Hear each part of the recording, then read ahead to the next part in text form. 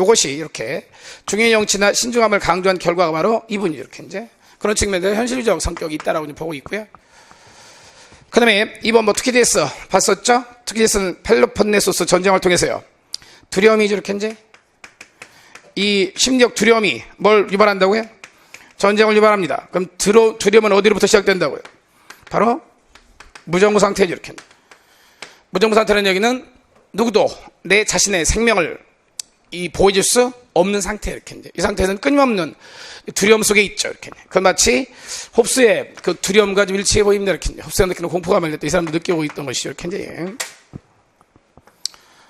세 번째 헤겔. 예. 이 지도자의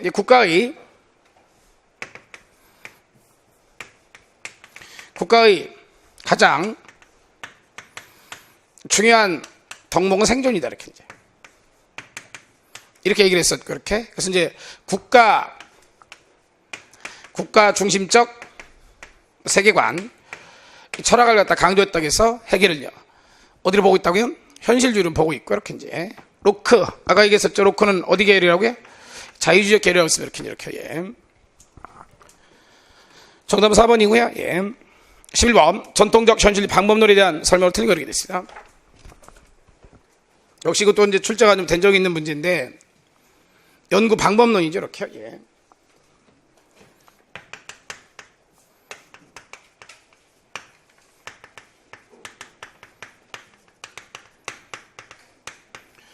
어떻게 하나요?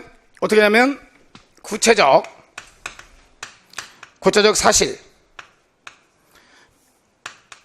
다른 말로 이제, 역사적 사례를 분석합니다. 역사적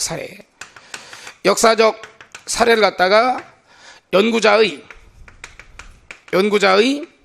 직관과 통찰 이런 걸 통해서 뭐 결론에 도달하는 방식입니다. 이렇게. 그래서 이걸 갖다 이제 뭐라고 하냐면 주로 이제 귀납적 연구 방법이다. 이렇게 표현하는 것이죠. 이게 누구의 연구 방법이라고요? 전통적 현실주의고요. 이 다음에 나타나는 행태주의죠. 행태주의적 현실주의. 전통적 현실주의 다음에는 다 행태주의 영향을 좀 받죠. 이렇게. 이들은 행태주의는 어디에 영향을 받는다고요?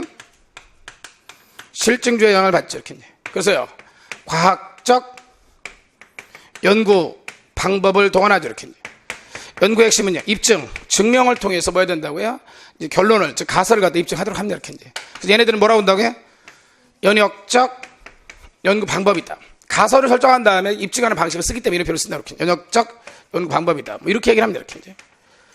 그러니까 이 행태주의 현실주의 안에 체제이론, 신현실주의가 다 들어가 있기 때문에 다 이런 방법을 지금까지 쭉 쓰고 있는 거야. 이렇게. 예. 상황 보겠습니다. 1번 전통적 현실주의자들은 주권국가로 구성된 국제체제의 구조, 국가들의 행위 패턴, 국가들 간 상호작용을 이제 밝히겠다.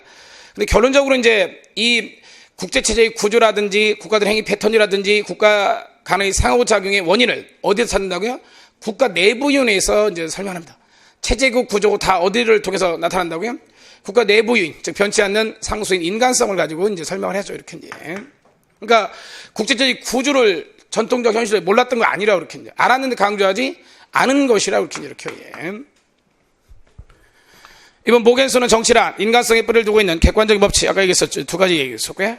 그러면 권력의 추구와 국정에서 객관적인 법칙이라고 보았다. 이렇게요. 예. 3번 전통적 현실주의론은 선택된 역사적 사례가 핵심이었습니다. 이 역사적 사례를 이제 사례 기초를 두고 있다는 점에서 역사성을 띄었고 연역적이 아니라 귀납적이었었고요. 그래서 이제 행태주의적 현실주의를 이제 뭡니까 모겐스류의 사람들을 어떻게 비판하냐면 역사적 사례를 가지고 연구하게 되면 이건 두 가지 약점이 있다는 거예요. 이제 하나는요 역사성을 띄게 되고 또 하나는요 사회성을 띄게 된다는 거죠. 이제 뭐냐면은 이때 역사성 사회성은 부정적인 의미입니다. 이제 역사적 사례를 가지고 연구를 하게 되면 그 시대 그 역사에는 맞는다는 거야. 다른 이제 시대에는 들어맞지 않는다. 그 사회적 조건 하에서만 그러한 사례가 발생한다는 거예요. 이렇게. 그러니까 뭡니까 행태주의적 현실주의 입장에 따르면 전통적 현실주의적 방법에 따라 연구를 하면은 특정 사건이 일어났다. A라는 사건이 일어났으면 이 A라는 사건이 일어난 측면을 설명할 수 있다는 거야. 근데 여기서 뽑아낸 이론 가지고 국가들 간의 관계를 예측하거나 할 수는 없다는 거죠. 이렇게 이제 지나간 사건을 모아서 분석하고 결론을 내릴 수는 있다고요. 근데 거기서 뽑은 이제 이론을 가지고 다른 사건을 설명하거나 예측할 수는 없다는 게 좀 핵심이에요. 이렇게 이제 됐고요. 네, 그 3번이 틀렸고요. 4번 전통적 현실주의 이론은 과학적 계량주의 접근법 대신에 이 과학적 계량주의적 접근법을 쓰는 집단이 누구라고요? 행태주의적 현실주의 이렇게. 역사의 교훈을 적용해 얻어져 인간의 관계에 대한 질적인 판단을 중에 이 질적인 판단이라는 게 바로 뭐라고요? 연구자의 뭐라고요? 직관, 통찰이죠. 꿰뚫어보는 능력에 따라서 했습니다. 이렇게. 이 질적인 판단이라는 얘기는 그러면 행태주의적 현실주의는요, 양적 판단을 하는 것이죠. 모든 자료를 계량화, 수량화, 통계화 처리해서 결론을 뽑아내는 방식을 쓰고 있는 거야. 이렇게요. 과학적이라고 이제 얘기를 하는 것이죠. 12번 다음과 같이 주장한 사람. 소련의 지도자들은 공산주의 이데올로기에서 상당한 영향을 받고 있는데 그 핵심은 자본주의는 스스로 붕괴될 씨앗을 내포하고 있으며 이는 불가피하게 혁명으로 이어질 것이라는 믿음이 있다. 결국엔 망하게 될 거라는 소련 지도자들이 이제 이 자본주의 국가들은 미국은 장기적이고 참을성 있는 그러나 확고하고 빈틈없는 소련의 팽창 성향에 있는 봉쇄 컨테인먼트 팔라스라는 거죠. 봉쇄 정책을 실시해야 된다. 누구 얘기였었고요? 조지 캐넌에 관한 얘기였었고요. 이제 이것은 뭐에 관한 얘기였냐면 주로 이제 이 부분에 관한 얘기는 주로 냉전 형성에 관한 얘기죠. 냉전 형성 이렇게.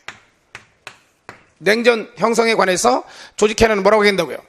소련 사람들이 가진 팽창력, 정복력에서 찾았고 이렇게 이제 그게 전통적 현실주의 입장이었었고 신현실주의에서는 냉전을 어디서 찾죠?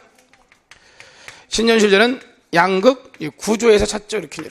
자유주의에서는요 냉전을 오식이었죠. 서로를 오해했다 이렇게 봤었고 구조주의는요 수정주의 입장이었었죠. 이렇게 이제 현실주의나 자유주의 입장을 수정해서 이 냉전 형성 원인은 누구한테 있다? 미국한테 있다. 미국이 2차 대전 이후 유럽을 자본주의적 시장화하려고 하자 정의로운 소련이 뭐 했다고요? 막아섰고 그런 과정에서 이념적 대결과 군사적 대결이 나왔다. 이게 이제 입장이었었죠. 자, 그래서 조지 캐넌이고 이렇게 이제 한 2번 났습니다. 이 사람은 이렇게. 이번 키신저는 이제 1971년 핑퐁회의죠.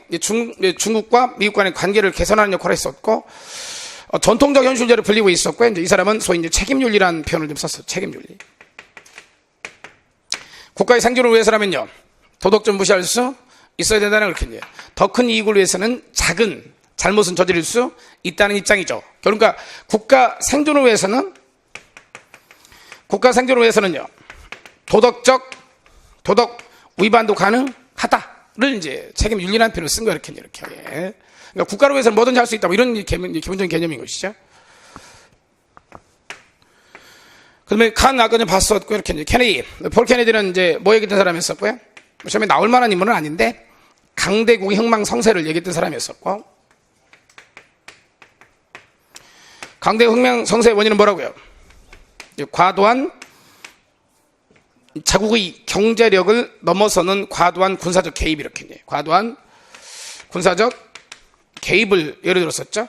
이때 이제 강대국은 보통 이제 패권국을 얘기했으면 이렇게 패권국에 왜 망할 수밖에 없는가에 관한 이제 해석이었죠. 이렇게 이제 과도한 군사적 개입을 안 하면은 패권국이 돼서 만들어 놓은 제도나 질서가 유지되지 않을 거고 그러면요 패권국이 돼서 얻으려고 했던 이득이 얻어지지 않게 된다는 거야. 따라서요.